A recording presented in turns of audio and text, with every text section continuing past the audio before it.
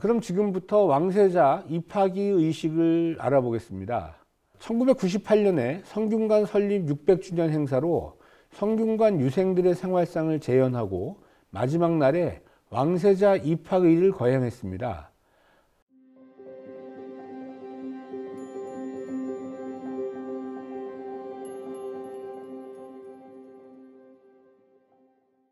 (600년) 성균관의 역사를 기념하는 뜻깊은 행사였고, 앞으로 누구도 이런 행사를 할 기회는 없을 것 같아서 다시 돌아보니 감회가 새롭습니다. 그런데 당시 사진을 제대로 촬영한 것이 없어서 행사 장면을 많이 보여드릴 수 없다는 것이 좀 속상하긴 합니다. 왕세자 입학에도 재현하셨군요. 요즘은 이런 행사를 볼 수 없다는 것이 너무 안타깝습니다.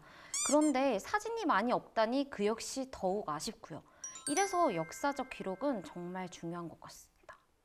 입하기에서 가장 중요한 의식은 작헌례와 속수례입니다. 작헌례는 공자와 4명의 성인에게 향을 피워 올리고 술잔을 올리는 의식으로 4명의 성인은 공자의 제자인 안자, 증자, 자사, 맹자를 말하는 것으로 공자 신위의 동서에 각각 배양되어 있습니다. 작헌도에서 보면 대성전 안에 노란 자리로 표시가 되어 있습니다. 작헌례를 행할 시간이 되면 세자는 학생복으로 갈아입고 편차에서 나옵니다. 견보덕이 세자를 인도하여 문묘의 동쪽으로 들어가 자리로 나아가 사배를 올리고 관세를 합니다. 대성전 안으로 들어가서 공자 신위로 나아갑니다. 삼상향을 하고 잔을 들어 올립니다. 사성이 앞으로 가서 차례로 삼상향을 하고 잔을 올립니다. 이를 마치면 동계로 내려가 자리로 돌아갑니다. 대성전 안의 동서와 밖의 동서에 모신 종향 위에 집사자들이 나누어 술을 올립니다. 대성전 안 배향이 더 바깥쪽 동서에는 공자 제자 10명의 철인과 송나라 성리학자 6명의 종향위가 있습니다. 대성전 밖 동무와 서무에는 중국과 조선의 학자 112명의 신위가 모셔져 있는데, 그림에서도 집사자들이 대기하고 있는 모습을 볼 수 있습니다. 세자는 사배를 올리고 편차로 돌아갑니다.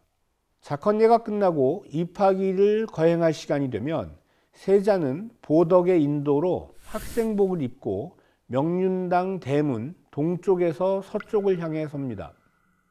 박사는 공복을 갖추고 집사자의 인도로 명륜당 동쪽 개상의 서쪽을 향해 섭니다. 장명자가 동쪽 문으로 나와 동향하여 왕세자에게 감히 행사하기를 청합니다 라고 합니다.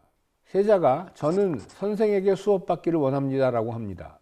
장명자가 들어가서 고하면 박사가 저는 부덕한 사람으로 왕세자께서 욕됨이 없기를 바랍니다 라고 합니다. 장명자가 나와서 왕세자에게 고하고 나면 세자는 거듭 청합니다. 장명자가 들어가서 다시 고하면 박사는 저는 부덕합니다. 왕세자께서 자리에 오르시면 제가 감히 뵙겠습니다 라고 합니다. 장명자가 다시 나가서 고하면 세자가 저는 빈객으로 만날 수 없으니 뵙도록 허락해 주십시오 라고 합니다. 장명자가 들어가서 고하면 박사가 저는 사양해도 허락받지 못했으니 명을 따르지 않을 수 있겠습니까 라고 합니다. 이 절차를 왕복의라고 합니다. 이렇게 해서 세자가 제자로 받아들여지게 되면 세자는 보덕의 인도로 명륜당으로 들어갑니다. 그림에서 왕세자가 들어가는 길이 노랗게 표시되어 있고 붉은 공복을 입은 박사도 보입니다. 입하기에서 스승은 동쪽 계단을, 세자는 서쪽 계단을 사용하는데 동쪽이 더 윗자리로 스승이 세자보다 윗사람이라는 것을 보여줍니다. 저 의례 진행을 설명하시는데 잠깐 끼어들겠습니다. 저 두 사람의 대화가 너무 재미있어서요. 세자는 3번 청하고 스승은 2번 사양하고 3번째 비로소 수락을 하는 것이 마치 삼고초려 같아요. 그리고 장명자가 두 사람 사이를 왔다 갔다 하는 모습을 상상해보니 정중한 의례인데 약간 미소가 지어지기도 하고요. 요즘의 스승과 제자 사이를 떠올리면 이런 장면은 참 감동적이기까지 합니다. 이때 왕세자의 나이가 10살 남짓이었으니까 정해진 의식대로 행한 것이라고 하더라도 나이 많은 스승님을 모시는 정중함이 대견하기까지 합니다. 이제 스승에게 패백을 드리는 수패의, 즉 속수례를 행하는데, 패백은 저포 3필과 주호 2말, 수안 5정을 드리는 것입니다.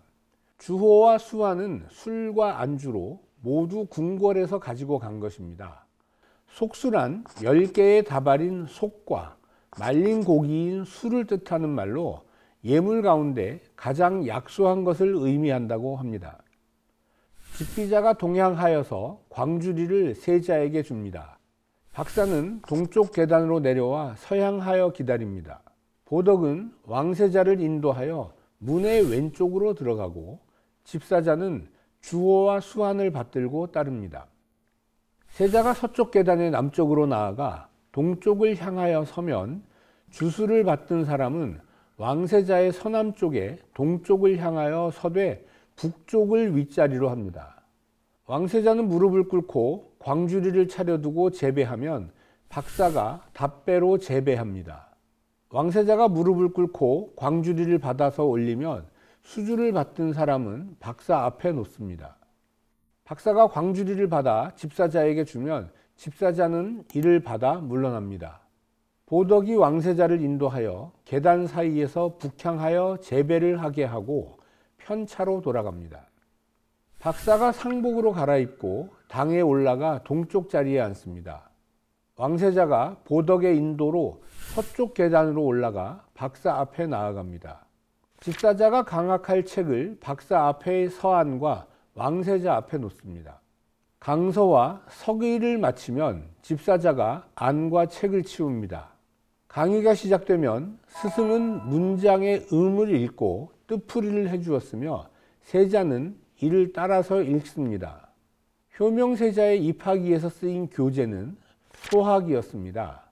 내용 중에 오직 성인만이 천성을 온전히 보존한 자다라는 대목에 이르러서 효명세자는 어떻게 하면 성인이 될 수 있는가를 물었고, 스승인 남공철은 성인이 될 것을 목표로 하고 효도를 실천하라고 가르쳤다고 합니다. 효명세자의 나이가 9살 때였습니다. 보덕이 세자를 인도하여 서쪽 계단으로 내려가 편차로 들어갑니다. 편차로 들어간 세자는 용포를 입고 궁으로 돌아갔습니다. 입학일을 마치고 궁으로 돌아온 왕세자는 원유관에 강사포를 입고 문무백관의 하례를 받았습니다.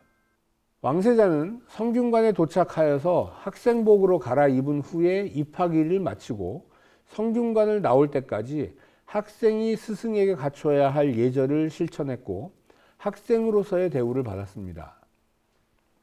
왕세자는 격이 낮은 서쪽 계단을 이용하여 오르내렸고 스승에게 먼저 절을 올렸으며 수업을 받을 때는 책상을 사용하지 못하고 바닥에 엎드려 책을 읽었습니다.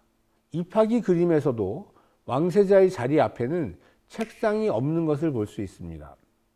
이러한 의식은 장차 왕위에 오를 왕세자라도 유학을 배우는 학생으로서 스승에 대한 예절을 지켜야 하며 이러한 수련을 통해서 학문과 덕망을 갖춘 성군으로 성장할 수 있다고 믿었기 때문입니다.